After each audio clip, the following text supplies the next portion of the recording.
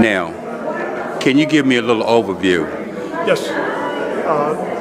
This is our third annual Iftar in support of the work of ANERA, the American Near East Refugee Aid, and that does tremendous work with the Palestinian refugees in Gaza, the West Bank, and Lebanon.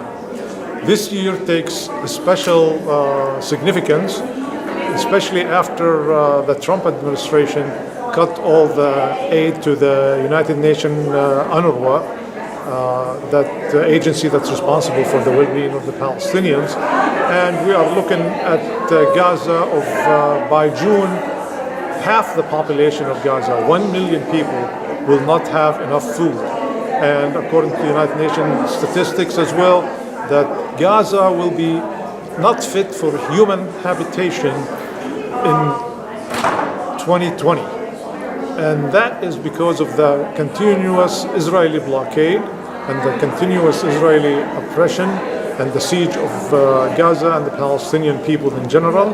And we come together, the Arab American Association of Central Virginia and the Richmonders for Peace in Israel, Palestine, and today the Bonnier Presbyterian Church, to show our solidarity and raise some funds and raise awareness for the local community and interfaith community here as to the plight of the Palestinians and to support the efforts of ANERA in alleviating some of the suffering of the Palestinians. For those who don't understand the history between Israel and Palestine, can you give us a little overview?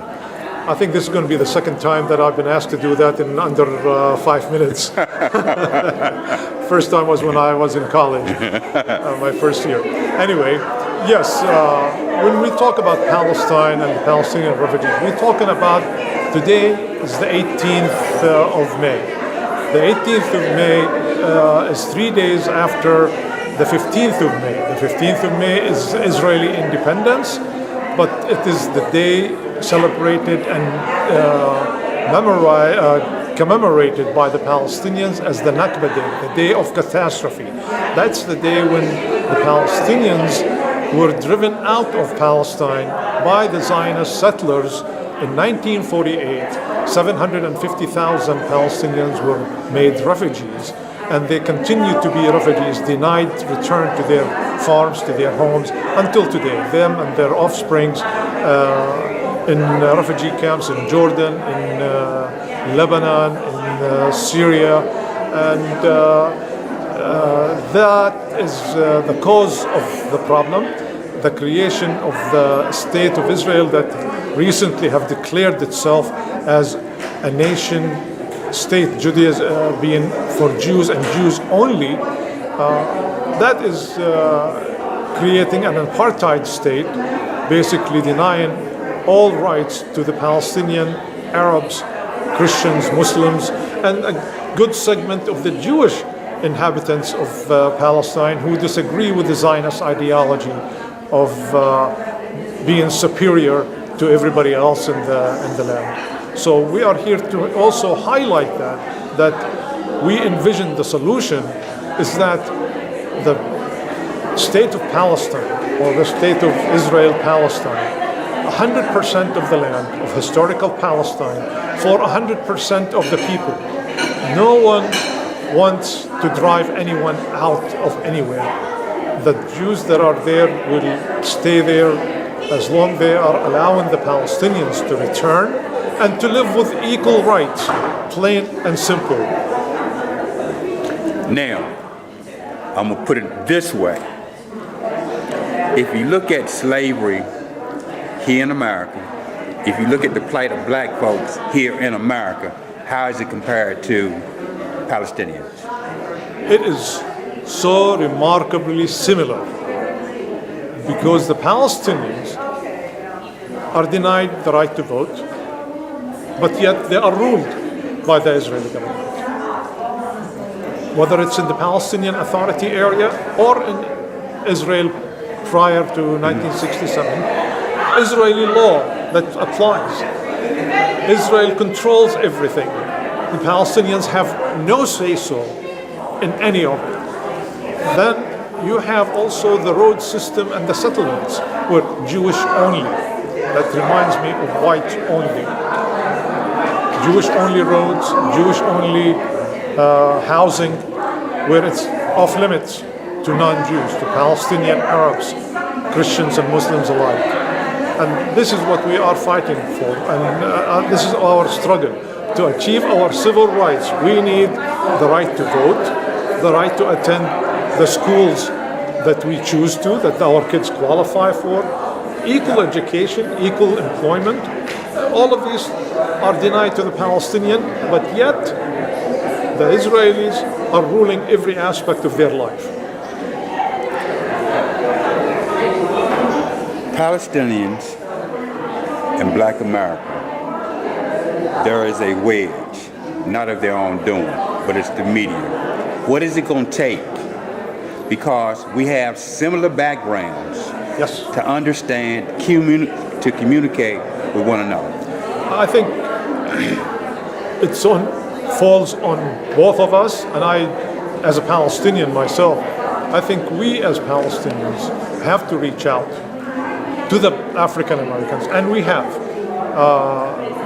Started with Ferguson and the treatment of the African Americans in the legal system and the police treatment of it's so similar that an African American has a talk with his or her son and her daughters or his son and daughters as how to behave when you're stopped by a policeman. Okay. And a Palestinian woman will tell her son and daughters how to behave if you're stopped by an Israeli army. What to say, what not to say, how to move, how not to move, for the sole purpose to come back home safely, so he will not be killed.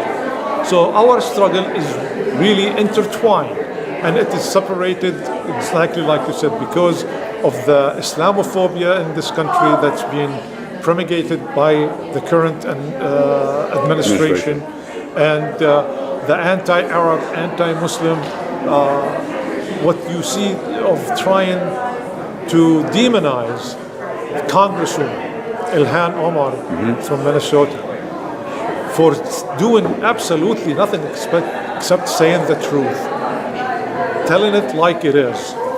And why they demonize her? She's a woman, she's Muslim, and she's black. She fits all three for their venom and their hate. Tell me a little bit about Yasser Arafat. The late Yasser Arafat, God rest his soul, I personally believe that he was a good leader, but he couldn't go beyond a certain level, which is normal.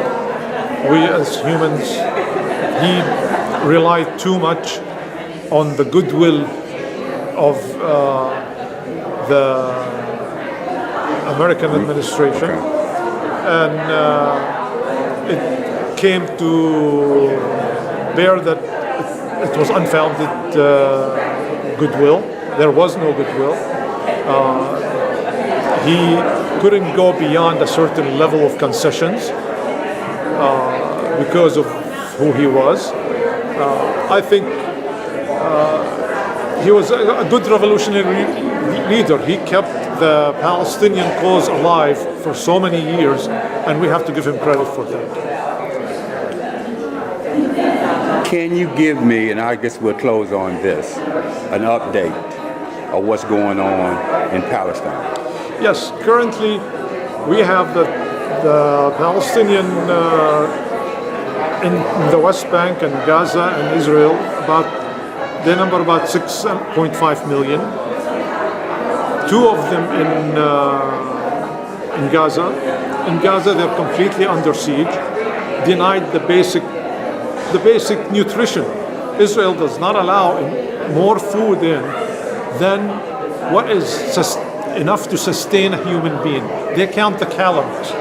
For the 2 million people, how many people do you need there? In the West Bank, we have enclaves of Palestinian communities that are separated by a system of roads and this apartheid wall that is built mainly on Palestinian territory. It's not on the pre-67 border. It's inside the Palestinian areas. separating Palestinians from their farmland, separating communities from another. When there is 400 and some checkpoints in the West Bank, and they are not at the borders. When you're traveling from Ramallah to Bethlehem, you go through several checkpoints, and that's all in the West Bank, all in Palestinian territories. So the oppressive system, the Zionist oppressive system, is designed to spirit as many Palestinians out as possible. And at the same time, they're adding settlements which are not really, when you say the word settlement, conjures an image of a tent or they're not settlements, they're sprawling cities. They are colonies full of their health care, they have their hospitals, their schools, their infrastructures.